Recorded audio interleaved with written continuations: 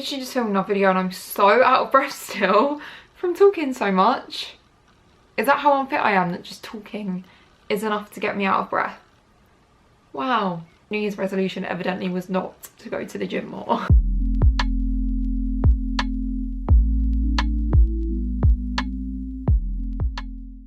Hello my lovelies and welcome back to my channel. I hope you're all having a lovely day, a lovely week. If you're new to my channel, my name is Amy. I post, I don't even know what videos. They're very random. They're just kind of whatever I feel like posting. They're just generally about my life, which isn't that interesting, but a lot of you guys seem to like watching it. So yeah, today's video is one of the most requested videos I've had like in the past like 6 months.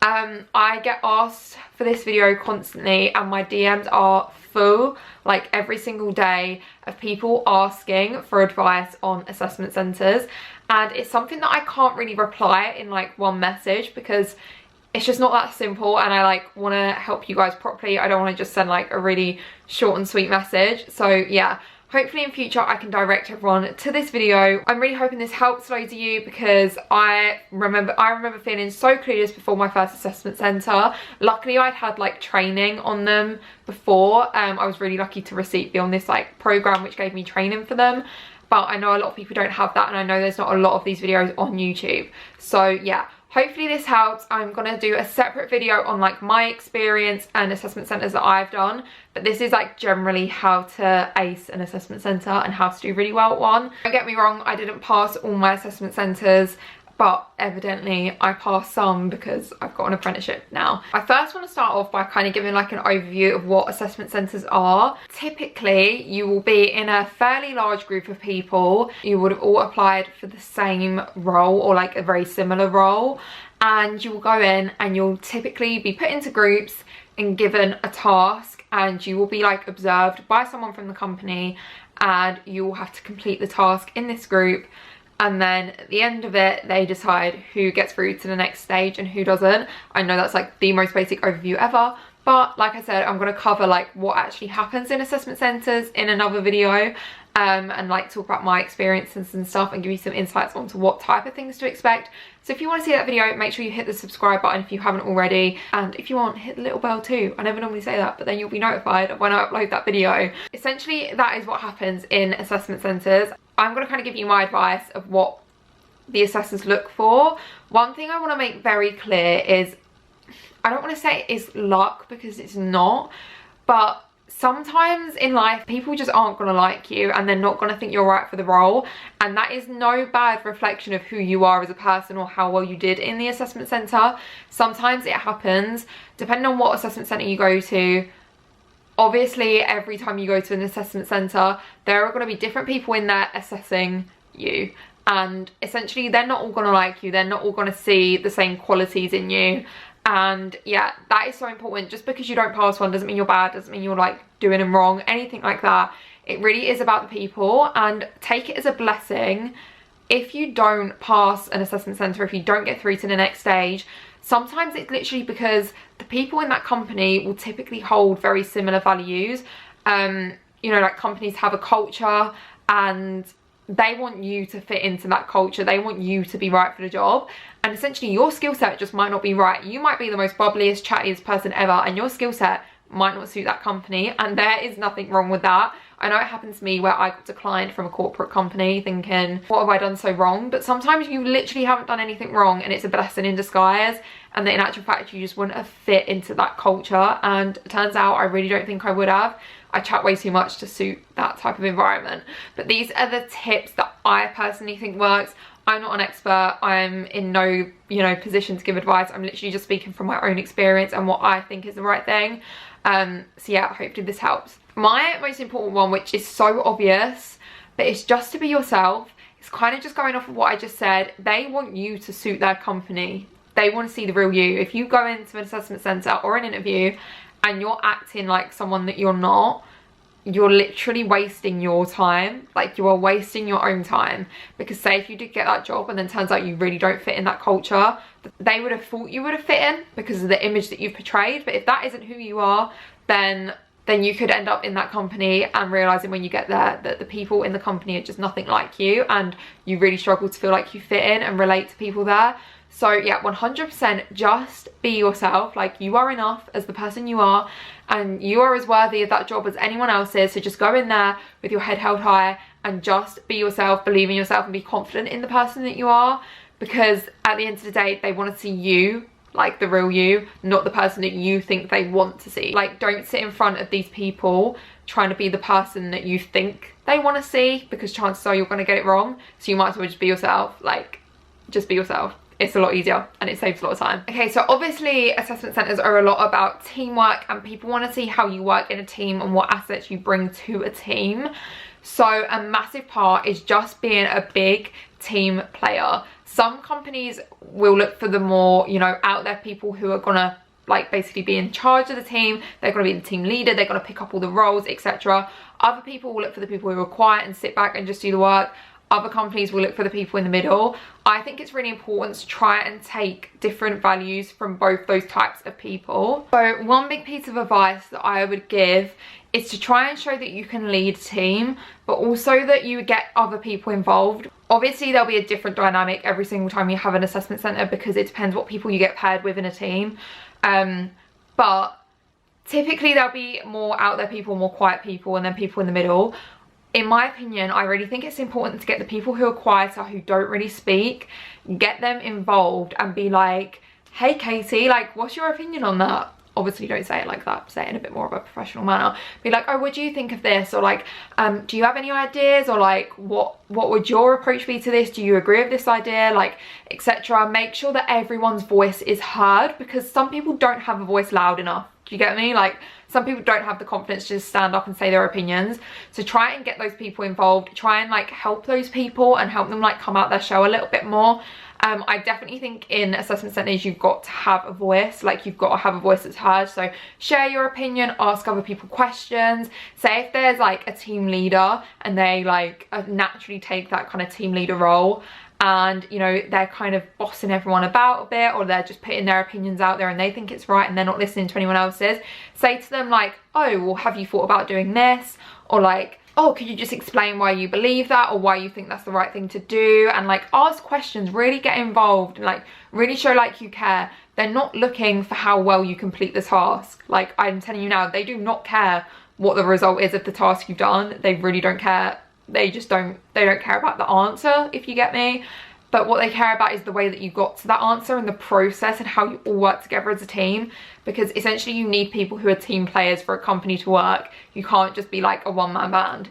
It doesn't work like that. So get other people involved, make sure your voice is heard, and really try and be a part of the team. Bear in mind that when you're in there, from the second you walk into that room, you are being watched. I've had assessment centres where they actually take a photo of you so that they afterwards can be like, do you remember this person? Because obviously like names are quite hard to remember. So the second you walk in there, make sure your image is right, like your posture, how you hold yourself. Smile, like you are allowed to smile, be chatty and polite with people. Make an effort when you sat down on those tables and like you're all in groups. Don't just sit there in really awkward silence. Be the person that says hi and how are you.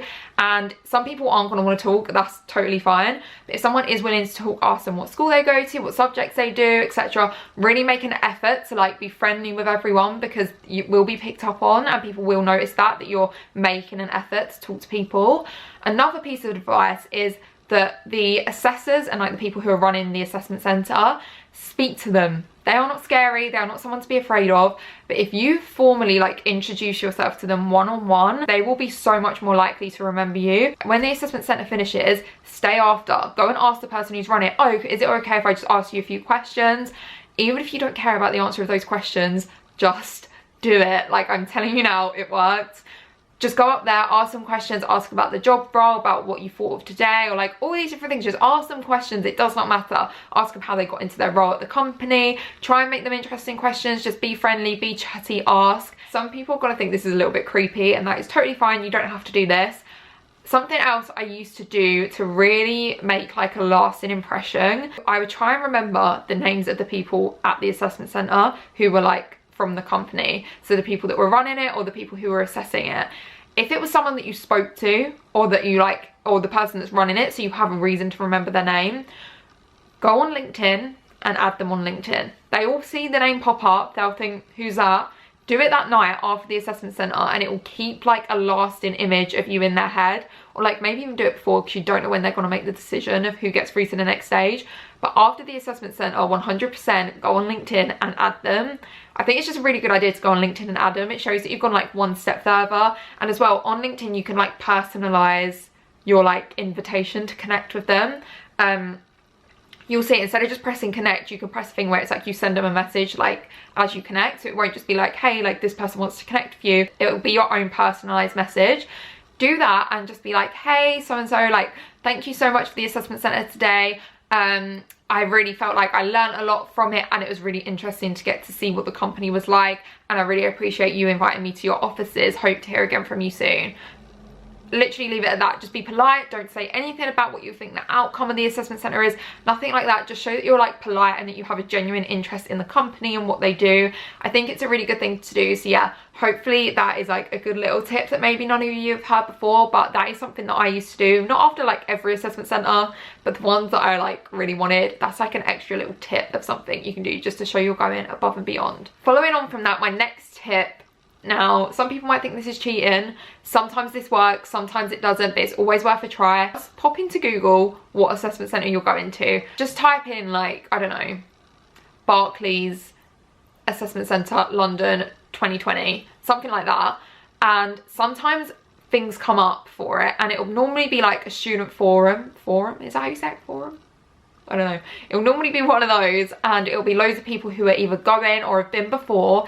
And because there's sometimes more than, well, the majority of the time there'll be more than one assessment centre date, sometimes people might have already done it that year before you and posted how they found it. Might give an insight into like what things they had to do or what they got asked, etc. So yeah, it's a really good trick. Some people are going to be like, that's really bad that you do that, but I think it's worth a try. Next up is more of like a little trick to be aware of. I learnt this one off my dad because he used to run assessment centres sometimes. And I don't know if he ever done this, but he just knew that this is a thing that you could do. Sometimes for the companies who really go above and beyond and really want the best of the best, they will put like fake candidates in the assessment centre with you. And what I mean by that is they will get someone from their company to go to the assessment centre with everyone else as if they're applying for the role. And they will literally be sat there in like smart clothes like you, doing the same task as you, and you will have no idea. You will literally think they're in the exact same position as you, but in actual fact they already have a job at the company. It's like another set of ears on the table. So there might be like one assessor on your table, but there might also be like one other person who actually works for the company, but you have no idea that they do. And it's just kind of reinforcing the point that you should be careful what you say. Hold yourself professionally. I know you're thinking you won't see most of these people ever again, but just in case, cover your own back. You never know who's listening, you never know who's watching. That's like a little top secret of mine, that might be the case. I've never been in a situation where I think a company's done that to me. That's an unusual one. Don't expect it at your assessment centre, but just go in with an open mind that might be happening.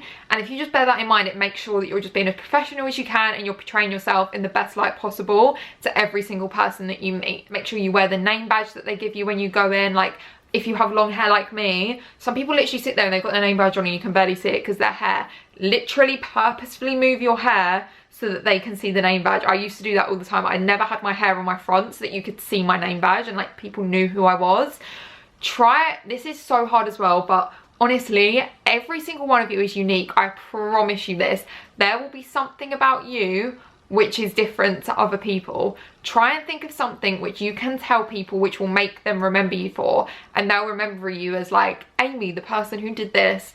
So I think one thing that I used to talk about a lot was my YouTube, so people would remember me for that. The A-level subjects that I chose was like an unusual combination, so I used to get asked a lot about that, like why would you choose that, why would you do that, etc. If you've been on any nice holidays, that say that you love travel, that's a really good bonding one. If you like sport, talk about sport. Sometimes the people that you're talking to might also have a common interest in sport. So yeah, try and get like a little fact in there about yourself because it will make them remember you, like the girl that done this or the boy that done this, etc. Final tip that I'm going to cover in this video is just to enjoy it.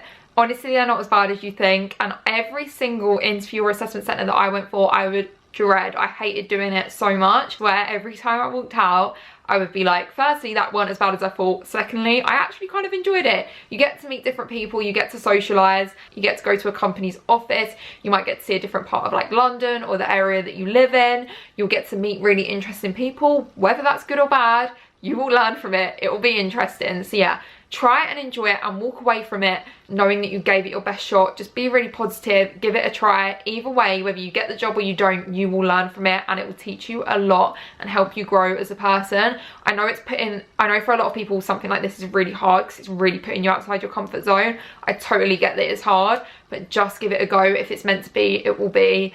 And yeah, that's like my best advice. It's as much about them finding out about you as it is you finding out about them. Learn about them, listen to what everyone has to say. It's honestly as much about you thinking, can I see myself in this office and in this environment surrounded by these types of people, as much as they're looking at you saying, are you the right candidate, will you fit this role, are you hardworking, etc, etc. You've got to want them as much as they have got to want you. It's a two-way thing. I hope you found this video useful. I'm definitely going to do some more videos on assessment centres. These are just like my main tips and tricks, I guess. So yeah, I definitely will do some more videos on this, so keep an eye out on my channel. Yeah, I know it's a time where a lot of you have got assessment centres, so best of luck to any of you who are applying. And yeah, thank you for watching. Subscribe if you haven't already, and I'll see you again in my next video. Bye!